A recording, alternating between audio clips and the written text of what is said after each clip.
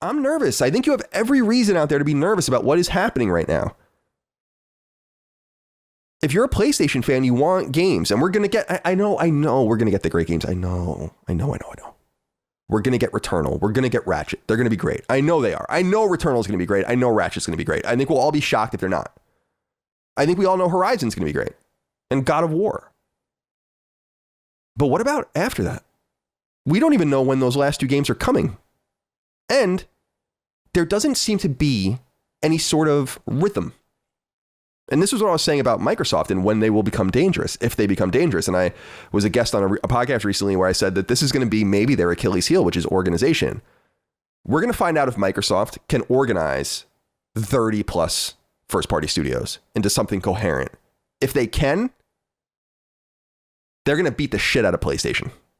And that's just the long and the short of it. Sony can release 1 or 2 great games a year and supplement them with a Returnal and a Ratchet. But I don't know if that's going to be enough when your competitor is investing, when your competitor is excited, when your competitor has interesting personalities and they go on podcasts and they do live streams and they tweet and they interact with their fans and their studios don't sound like fucking robots and they don't have the State of Play girl voiceover and that's it. And they don't have just people talking on a PlayStation blogcast, God bless them, that can't say a bad word about anything they make. You're not going to be able to get by in a Game Pass ecosystem in 2 years, let's say, or 18 months, the way you would be now, unless you have something to compete. And if you're not going to compete on the subscription level, then you need to have more repeatable AA and AAA games. You need to have more second and third party experiences. And I know that they tied down Final Fantasy 16. That's great. I know that they tied down Project Athia. That's great. I know that they have, obviously, Factions is going to come, and we're excited about what Guerrilla is going to do and all of that. But I'm nervous. I've been covering PlayStation for a very long time. I've been playing PlayStation since the beginning. If you're not a little trepidatious right now, I think you should be. And I think we will be excited about Returnal, and we're so eager about it. And we will play Ratchet, and we're going to love it. And if we don't, we'll say so, of course. But it just doesn't feel very exciting right now. It doesn't feel...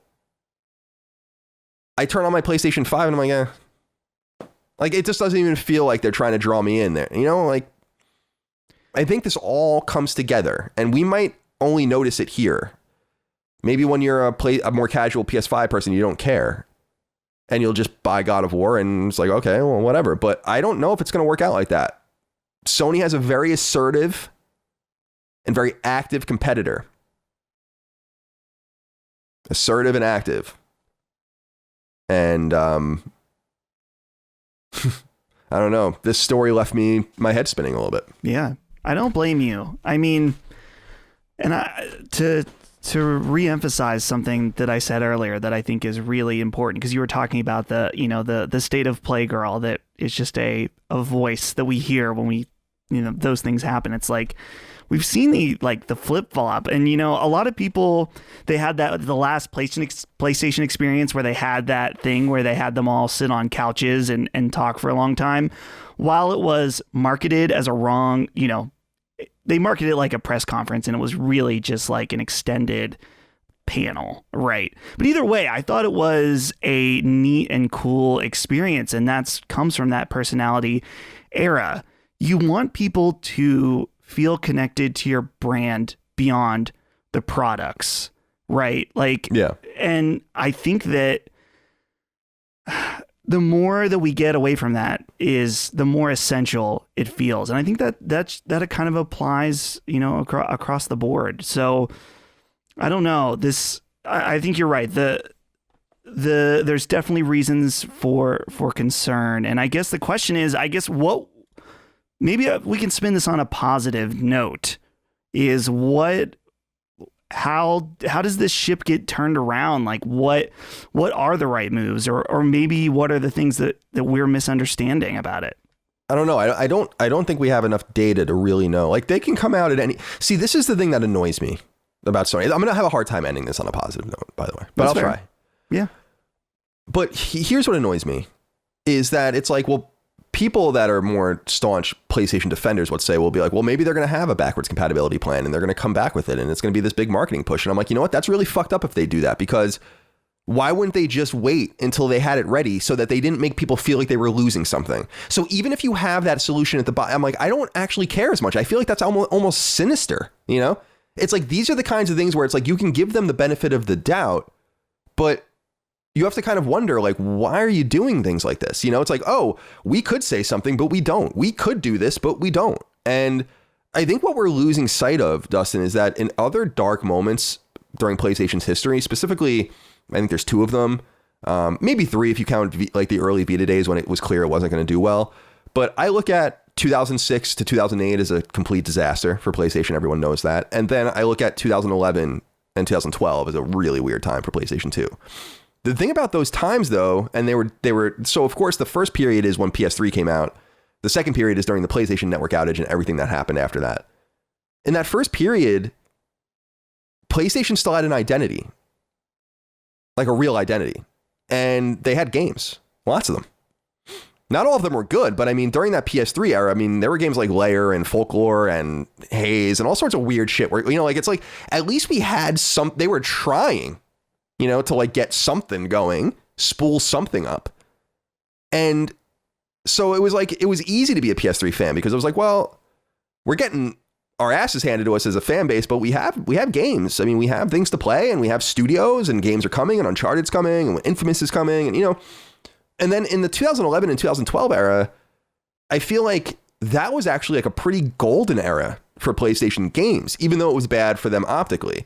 2012 in particular was like a notorious year in PlayStation, for everything from like Sly Cooper 4 to like PlayStation All-Stars to Twisted Metal and Starhawk. All of those games came out within like 6 months of each other. So even though they had all this trouble, it was like, well, we have Infamous 2 and we have all, you know, we have these other games like to be excited about, and we're really eager about them. And I feel like today, because of and Jim Ryan's right about this, because games have become more expensive to make, Sony has fewer of them. They have fewer resources to spend. They can't take as many risks, and their competitor is throwing money around.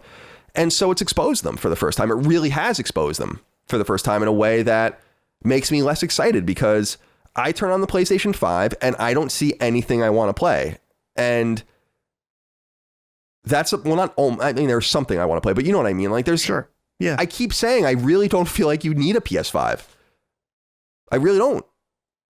And if you're not a Housemarque fan, I think you can be good until June, you know?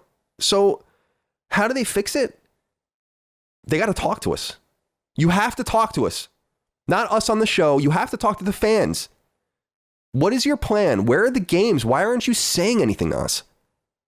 You can't announce something like PS3 and Vita and PSP's outage through a fucking forum post and an email that's automatically generated. You sold us a dev kit and then canceled a console the next month.